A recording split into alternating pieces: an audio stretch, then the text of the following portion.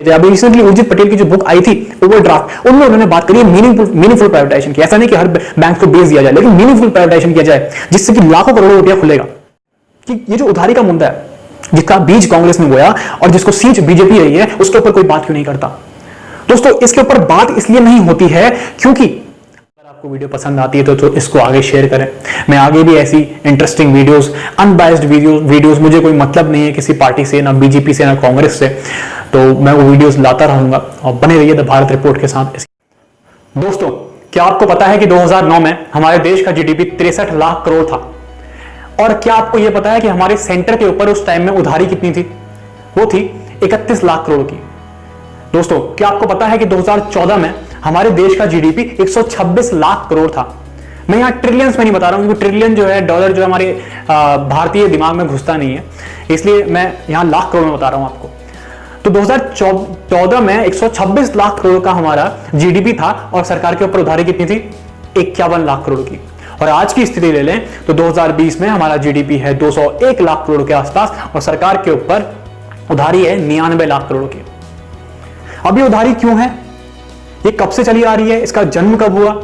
ये जो सवाल है वो आपके दिमाग में आएगा, लेकिन इसका जवाब मैं दूंगा। लेकिन उससे पहले हम समझ लेते हैं कि उधारी से हमारे देश को नुकसान कितना बड़ा है। ये उधारी एक अभिशाप है हमारे देश के लिए। पहले इस चीज को समझ लेते हैं, तभी आपको इंटरेस्ट आएगा समझने में कि ये उधारी क्यों बनी।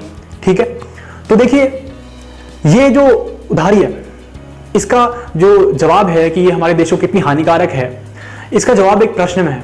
और वो प्रश्न है कि क्या आप जानते हैं कि हमारे जो देश का बजट है उसका कितना प्रतिशत हिस्सा हमारे उधारी चुकाने में चले जाता है? उधारी का ब्याज और उसका मूलधन चुकाने में चले जाता है। चलिए मैं बताता हूं आपको।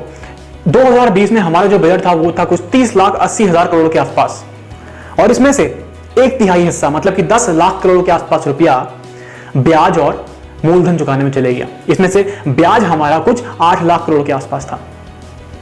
तो आप समझिए, अब मैं आपको बताता हूं कि ये इतना देश के लिए संकट क्यों है। 10 लाख करोड़ रुपया कम नहीं होता, क्योंकि हमारा देश का जो एजुकेशन का बजट है वही कुछ आजकल इन वर्षों में 1 लाख करोड़ के आसपास है। हमारी जो हेल्थ केयर का बजट है वो कुछ 50 या 60 हजार करोड़ के आसपास है। जो हमारे पीएम किसान के अंदर गरीबों के हाथ में पैसा छोड़ा जाता है हर 3 महीने में, वो कुछ 50-60 हजार करोड़ के आसपास बजट आता है। तो आप सोचिए, अगर ये 10 लाख करोड़ रुपया है, ये हमारे ऊपर उधारी नहीं होती, ये 10 लाख करोड़ रुपया हमको उधारी का ब्याज और मूलधन देना पड़ रहा है। अगर ये नहीं होता तो हम कितना पैसा अपने एजुकेशन सेक्टर में, हेल्थ सेक्टर में, अपने पीएम किसान योजना में या एमजी नरेगा में दे सकते थे। हम अपने हेल्थ सेक्टर का जो बजट है वो 60,000 करोड़ से बढ़ाकर 2 लाख करोड़ कर सकते थे, और भारत में कोई ऐसा नहीं होता जिसको हेल्थ की फैसिलिटी नहीं मिलती। वहीं एजुकेशन का बजट हम बढ़ा के 1 लाख करोड़ से 2.5 लाख करोड़ कर सकते थे। यही नहीं, हम अपने डिफेंस सेक्टर में भी अच्छे से खर्च कर सकते थे। हालांकि आज की डेट में बोला जाता है कि डिफेंस सेक्टर में कम खर्च करो। तो ये उधारी इतनी बड़ी हमारे देश के ऊपर। अब आपके मन में सवाल आया होगा अच्छे से कि क्यों है। क्यों का सवाल तो मैं आपको दूंगा ही, लेकिन मैं आपको एक और सवाल का जवाब दूंगा, और वो है कि हम इस उधारी के बारे में बात क्यों नहीं करते। जब इतना बड़ा संकट है हमारे देश के ऊपर, तो लोगों को इसके बारे में पता क्यों नहीं है और इसके बारे में बात क्यों नहीं होती है? वो काफी ज्यादा इंटरेस्टिंग हमारा सोल्यूशन होगा, आंसर होगा मेरा, जो बताऊंगा मैं आपको कि क्यों इसके ऊपर बात नहीं होती है। और सबसे आखिर में आपको एक बहुत ही इंपॉर्टेंट पॉइंट देने वाला हूं, दिल छूने वाला पॉइंट देने वाला हूं, तो उसके लिए जरूर रुकिएगा। तो सबसे पहले बात करते हैं कि हमारे देश के ऊपर इतनी बड़ी उधारी क्यों है। देखिए, 2008 का जब संकट आया था, 2008 में भी आर्थिक संकट आया था, आज भी आर्थिक संकट आया हुआ है, और आज अपोजिशन जो कांग्रेस पार्टी है वो बोल रही है सरकार को कि आपने इसको अच्छे से हैंडल नहीं किया। तो अब मैं आपको बताता हूं कि इनका अच्छे से हैंडल करना क्या होता है। कांग्रेस सरकार का अच्छे से हैंडल करने का मतलब यह है कि आप देश का उधार बढ़ाओ, देश के ऊपर कर्ज बढ़ाओ, और यही इन्होंने 2008 में किया था। कांग्रेस सरकार ने उस टाइम में टैक्स कम कर दिए थे बहुत ज्यादा, और मुफ्त में लोगों को पैसा बांटा था अलग अलग स्कीम्स के अंदर। लेकिन अगर मैं आपको पी चिदंबरम जी की बात बताऊं तो उन्होंने अपना एक स्टेटमेंट में कहा था कि ये जो पैकेज थे जो 2008 में और 2009 में लाए गए, 3 पैकेज लाए गए थे दिसंबर में, जनवरी और फरवरी में। दिसंबर 2008, जनवरी 2009 और फरवरी 2009, जो 3 पैकेज लाए गए थे, इनमें से सिर्फ 2 ही पैकेज आने चाहिए थे, और वो भी सिर्फ कुछ टाइम के लिए आने चाहिए थे, सिर्फ कुछ समय के लिए। लेकिन कांग्रेस सरकार ने इन पैकेजेस को कम से कम 1 से 1.5 साल दौड़ाया, और हमारे देश के ऊपर इतना भारी संकट आ गया, आर्थिक संकट, कि हम उधारी में डूब गए और आज तक उधारी से नहीं निकल पाए। और जब बीजेपी ने कमान पकड़ी, बीजेपी भी कुछ कमान नहीं कर पाई इस आर्थिक संकट से, इस उधारी के संकट से देश को नहीं निकाल पाई, बल्कि इसको, हमारे देश को इस उधारी के संकट में और डुबाती रही। बीजेपी कभी भी हमारे देश में एमपीए का रेजोल्यूशन नहीं कर पाई। और भी बीजेपी ने कई ऐसी स्कीम्स लाई जिसके अंदर बहुत ज्यादा पैसा खर्च किया गया। आप मुद्रा योजना लीजिए, उसके अंदर जो पैसा बांटा गया है वो सरकार द्वारा ही तो भरा जाएगा। बैंक को अभी तो सरकार ने 2 लाख करोड़ रुपए दिए, वो नहीं देने पड़ते अगर मुद्रा योजना के अंदर इतना ज्यादा लोन नहीं बांटा गया होता। ऐसी काफी सारी चीजें हैं। अब हम मेन इंपॉर्टेंट बात में आते हैं कि ये जो उधारी का मुद्दा है, जिसका बीज कांग्रेस ने बोया और जिसको सींच बीजेपी रही है, उसके ऊपर कोई बात क्यों नहीं करता। दोस्तों, इसके ऊपर बात इसलिए नहीं होती है क्योंकि अगर इसके सोल्यूशन की बात होने लग गई, देखिए आपको ऊपर ऊपर की बात कांग्रेस वाले करेंगे कि भाई जो हमने 2008 में किया वो आज आप कर लो, टैक्सेशन कम कर दो, वो बीजेपी ऑलरेडी कर चुकी है। लेकिन अगर इसके रियल सोल्यूशन की बात करने लगेगा कोई कि इस प्रॉब्लम को, इस उधारी के प्रॉब्लम को, क्योंकि अगर आप टैक्स कम करोगे तो कहीं ना कहीं सबको उधार लाना पड़ेगा। अगर आप लोगों के हाथ में आज की डेट में जो कहा जा रहा है कि हर महीने आप इतने परिवारों के हाथ में इतने महीनों तक 7,000 रुपए या 6,000 रुपए छोड़ दीजिए, अगर ये चीज करी जाएगी एक्चुअल में, तो हमारे देश के ऊपर उधार इतना बढ़ जाएगा कि आगे आने वाले बजट में 1/3 नहीं, आधा बजट है वो हमारा इंटरेस्ट पेमेंट और ब्याज में चले जाएगा, और ये असर छोड़ेगा हमारी आर्थिक व्यवस्था के ऊपर सीधे।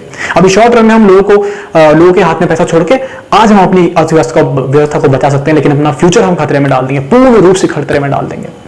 तो इसके ऊपर बात क्यों नहीं होती है? तो क्योंकि इसके ऊपर अगर बात होगी तो हमें बात करनी पड़ेगी किसके ऊपर? उधारी के ऊपर। और उधारी का एक ही सोल्यूशन है आज की डेट में, जो सोल्यूशन आज की डेट में जो अपोजिशन है उसके एजेंडे में फिट नहीं बैठता, वो सोल्यूशन है दोस्तों प्राइवेटाइजेशन करना। बैंक्स का प्राइवेटाइजेशन किया जाए, मीनिंगफुल प्राइवेटाइजेशन किया जाए। अभी रिसेंटली उर्जित पटेल की जो बुक आई थी ओवरड्राफ्ट, उनमें उन्होंने बात करी है मीनिंगफुल प्राइवेटाइजेशन की। ऐसा नहीं कि हर बैंक को बेच दिया जाए, लेकिन मीनिंगफुल प्राइवेटाइजेशन किया जाए जिससे कि लाखों करोड़ों रुपया खुलेगा। और वहीं जो पीएसयूज हैं हमारे देश में, कुछ 200 के आसपास, 200 से ज्यादा पीएसयूज हैं, लेकिन पीएसयूज से सरकार को जो आमदनी होती है उसे 50,000 करोड़ की होती है। इन पीएसयूज में हमको अपने स्टेक्स बेचने पड़ेंगे। जो सोल्यूशन है वो आज की डेट में अपोजिशन के फंडे में फिट नहीं बैठेगा, कभी भी फिट नहीं बैठता। अगर आज बीजेपी भी अपोजिशन में होती तो वो भी यही बोलती कि प्राइवेटाइजेशन मत करो, आप देश को बेच रहे हो। लेकिन अब मैं अपनी आखिरी बात में आता हूं दोस्तों, क्योंकि हम लोग जो पढ़े लिखे लोग हैं, पढ़े लिखे की बात नहीं है यहां, जिसके बारे में थोड़ा सा भी दिमाग है, जो ये समझ सकता है कि आज अगर देश को पैसा चाहिए तो उधारी से तो नहीं ला सकते हम, और सिर्फ एक ही रास्ता है जहां से पैसा आ सकता है। एक्चुअली 2 रास्ते हैं यहां पे। जो पहला रास्ता है जो कि टैक्स बढ़ाने का रास्ता है, कि मतलब हम अपने टैक्सेशन को अच्छा करें और टैक्स की जो आमदनी है उसको बढ़ाएं, वो भी प्रैक्टिकल नहीं है, वो एकदम से नहीं हो पाएगा। आज की डेट में जो प्रैक्टिकल है वो है प्राइवेटाइजेशन। अगर कोई तीसरा रास्ता आपके पास जरूर कमेंट में लिखिए, लेकिन आपका वो तीसरा रास्ता इतना सक्सेसफुल नहीं हो सकता। सिर्फ 2 ही बड़े रास्ते हैं, या तो टैक्स अच्छा करो, टैक्स की आमदनी अच्छी करो, या प्राइवेटाइजेशन करो। तो जो प्राइवेटाइजेशन की बात है वो कोई भी दिमाग वाला भारतीय समझ सकता है, लेकिन दुख की बात यहां पे ये आ जाती है कि हम उन लीडर्स को सुन रहे हैं जो सिर्फ और सिर्फ अपनी रोटी सेकते हैं।